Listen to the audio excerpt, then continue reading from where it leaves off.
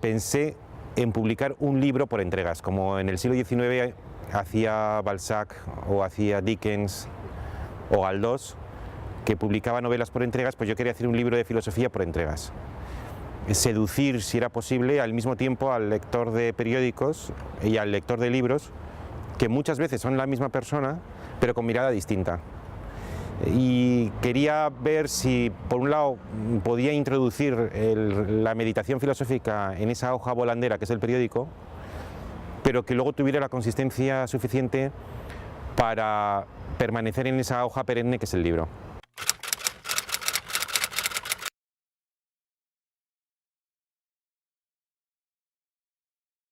Si por llave entendemos, como yo entiendo, ese conjunto de palabras, las palabras de la tribu, como dice Mallarmé, que sirven para dar razones de tu existencia, pues las llaves que nosotros usamos ahora en gran parte pertenecen a la época en que se construyó la llave, pero no a la época en la que se construyó la cerradura. Es una llave demasiado grande, como esas que a veces vemos en las películas gruesas que servían para abrir imaginarios castillos o palacios.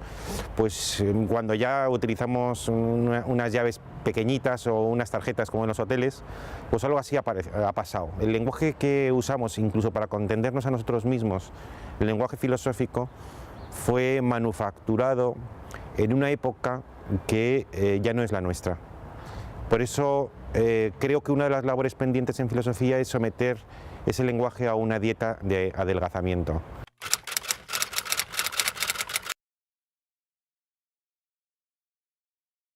Durante siglos la gente nunca preguntó por el sentido de su vida, porque era algo demasiado obvio. Venía dado el sentido de la posición que el hombre o la mujer ocupaba en el mundo, y era un mundo muy ordenado. Entonces nadie preguntaba por el sentido, podía preguntar por la suerte que tenía, la buena suerte, la mala suerte, o incluso el destino general de la humanidad, pero el sentido venía dado, pues tú eras hombre o mujer, blanco, artesano, de tal país, con tales creencias, y eso parece que además era una posición permanente. Luego, cuando el hombre y la mujer, el yo moderno, se independizó de ese mundo tan bien ordenado, pues descubrió algo tan hermoso como la inmensa dignidad que tiene el hombre y la mujer, pero al mismo tiempo el destino indigno que le espera, que es la muerte. Y entonces nace la búsqueda del sentido. Y la respuesta a esa búsqueda no es una respuesta fija. No es como la fórmula de la Coca-Cola, que esté encerrada en algún sitio y que si te esfuerzas mucho algún día encontrarás. En realidad no es una respuesta teórica. La pregunta por el sentido de la vida tiene una respuesta práctica.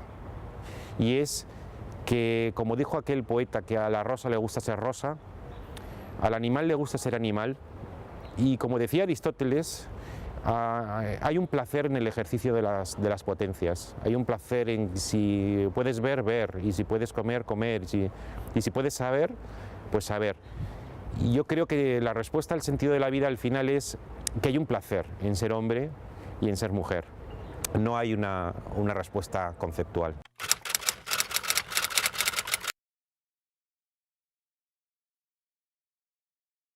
Es que la fortuna, esa diosa caprichosa, es una diosa que tiene un poder cuando quiere absoluto, pero no lo quiere siempre. Y además, como se dice del talento, del genio, de la inspiración, es mejor que la fortuna te pille trabajando.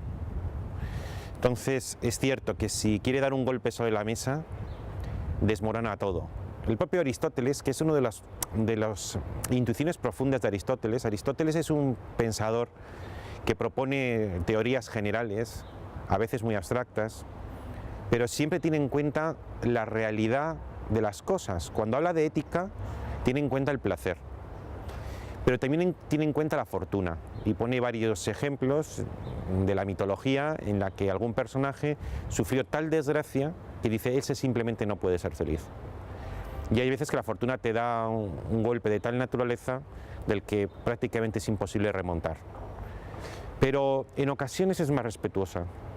Y sí, yo creo que la virtud no puede con la fortuna, pero a veces, en el sentido de que no puede vencerla, no es cierto aquello que decía Maquiavelo de una manera malsonante, una manera que incluso te puede producir irritación. Pero decía en uno de sus libros que la fortuna es una mujer a la que hay que violar. Y yo creo que esa violación, aparte de ser una metáfora agresiva, no es posible. En ocasiones somos juguetes en manos de la fortuna, pero no siempre, ni todos. Entonces hay veces en que la fortuna te es favorable, hay veces en que la fortuna siempre deja margen para el trabajo, para la virtud, para la obstinación, para los planes. Lo que sucede es que las reglas de juego son esas y hay que tener deportividad. En ocasiones puede venir una ola y llevárselo todo, y así son las cosas.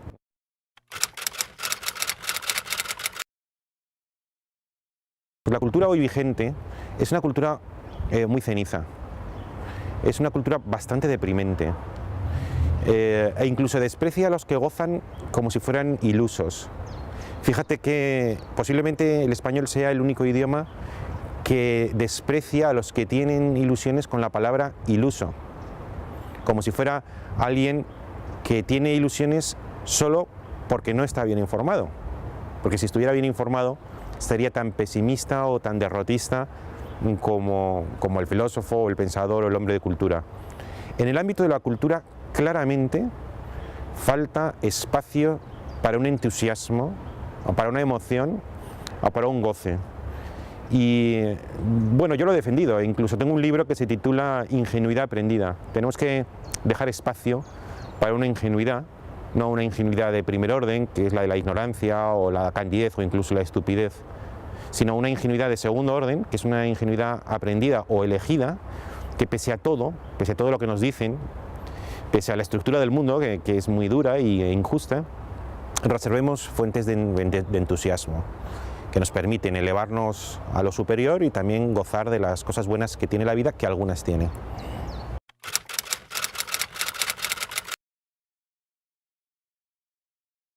Afortunadamente no tenemos que inventar el mundo todas las mañanas.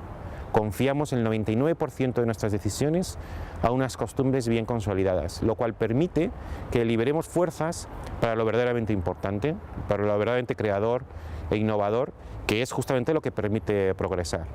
Por tanto, estoy a favor de las imitaciones cuando son inteligentes y de las costumbres cuando socializan y cuando trenzan unos hábitos que permiten liberar fuerzas para lo creativo.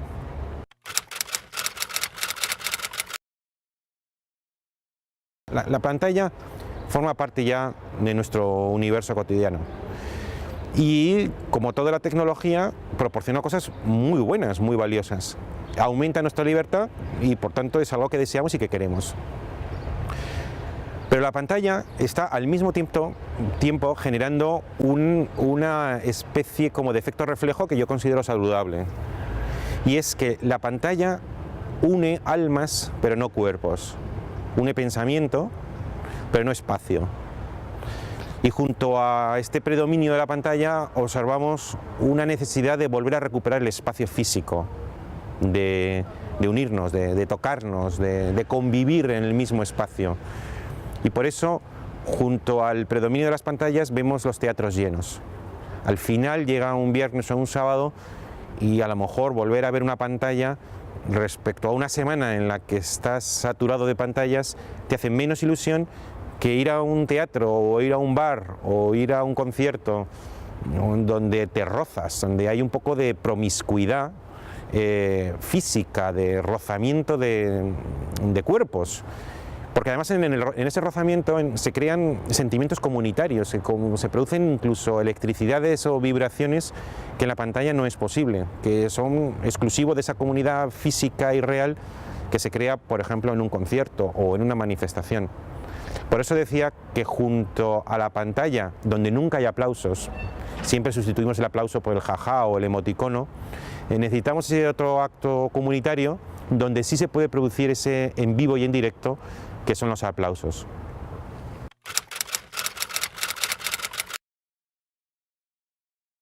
Sí, bueno, por una parte yo diría que la sociedad española ha demostrado una paciencia exquisita en esta crisis. Yo tengo un juicio malo respecto a la opinión pública durante esta crisis y un juicio muy positivo respecto a la ciudadanía en esta crisis, que ha sufrido mucho, que ha visto además cómo el dolor a veces era innecesario y estaba mal repartido, y la opinión pública lo que hacía era acentuar todavía más ese dolor y quitarles lo poco que tenían, que era esperanza. Y pese a ello, la inmensa mayoría de la población se ha comportado de una manera muy cívica, manifestando cuando era necesario su descontento, pero no rompiendo el principio básico de la convivencia moderna, que es la paz.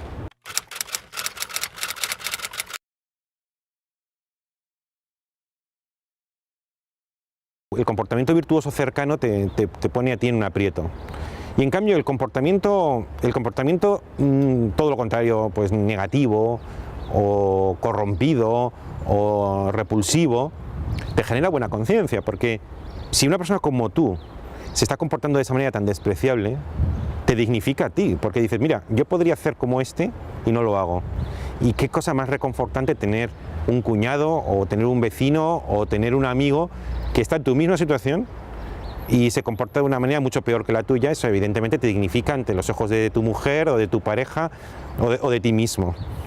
Entonces yo decía que quizá una razón del éxito de estos reality shows es el ver cómo gente se comporta de una manera que muchas veces tú desprecias, despreciándolo sin embargo te atrae, y luego te metes en la cama diciendo, mira, yo no soy como estos, yo soy mejor.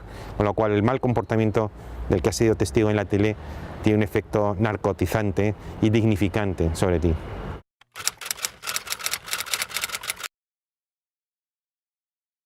Entonces cuando yo oigo la palabra masa, siempre tengo una indisposición automática frente a quien la usa.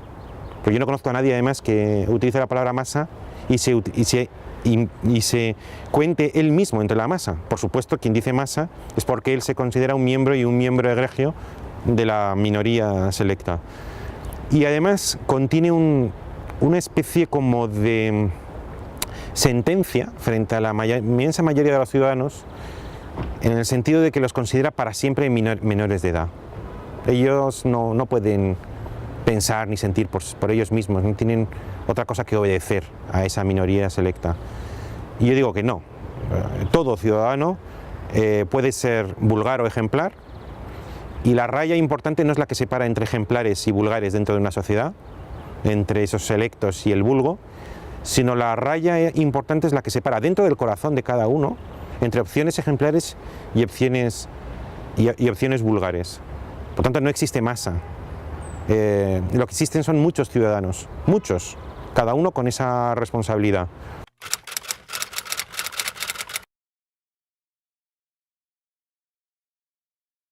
Yo le diría a tu amigo, para empezar, que nunca en la historia ha habido tantos derechos como ahora.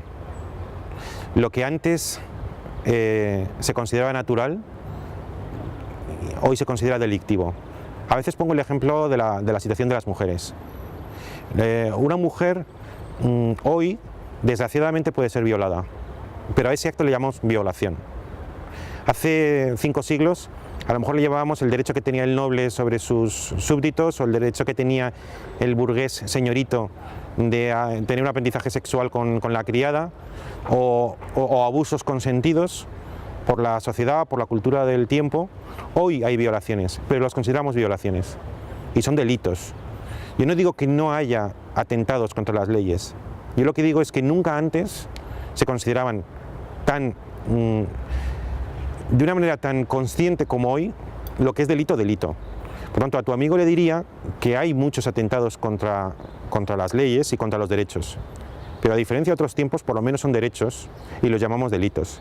Y en cuanto a reivindicar los derechos del consumidor, ahí sí que estaría totalmente de acuerdo. Todo lo que tenga que ver con atemperar o templar la tendencia del mercado a expandirse y a transformarlo todo en mercancía, yo con eso colaboro.